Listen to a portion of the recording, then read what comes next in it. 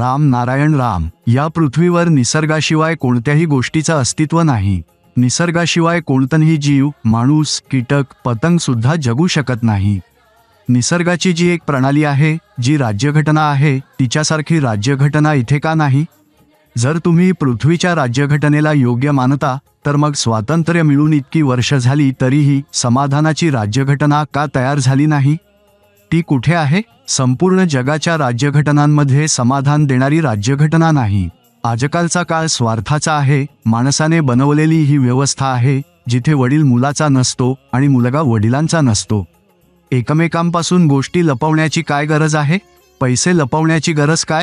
जोपर्यंत या पृथ्वीवर धर्माची राजकारण चालू असेल, जातपाताबद्दल चर्चा असेल, राज्यघटनेबद्दल वाद असेल, तोपर्यंत इथे खऱ्या अर्थाने एकोप्याचं वातावरण निर्माण होणार नाही. जात आणि धर्म हे विषय अनेक शतकांपासून चालत आलेले आहेत. त्यांनी समाजाला विभागण्याचं आणि वेगवेगळ्या गटांमध्ये फाळणी करण्याचं काम केलं आहे.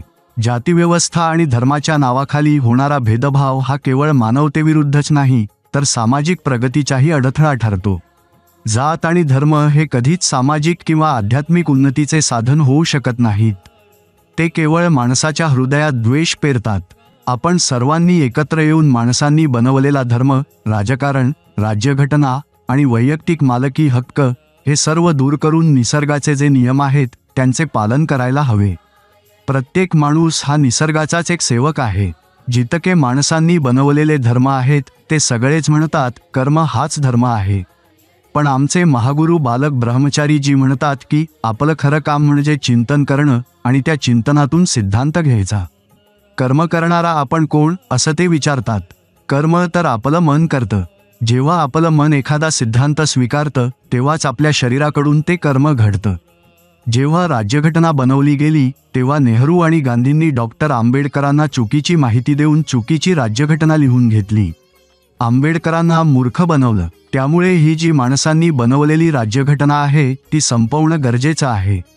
या राज्यघटनेतून आजपर्यंत काहीही फायदा झालेला नाही. गरीब अधिक गरीब होत चालला आहे आणि श्रीमंत अधिक श्रीमंत. कुणालाच समान हक्क मिळत नाहीये. जेव्हा या पृथ्वीवर 800 कोटी लोक आहेत तेव्हा त्यांचा जन्मसिद्ध हक्क कुठे आहे?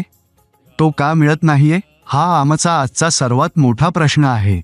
याचं उत्तर कोर्टाचा चीफ जस्टिस देईल का? राष्ट्रपती देईल का? की पंतप्रधान? म्हणूनच मी पुन्हा पुन्हा म्हणतो की अजूनही वेळ गेलेली नाही.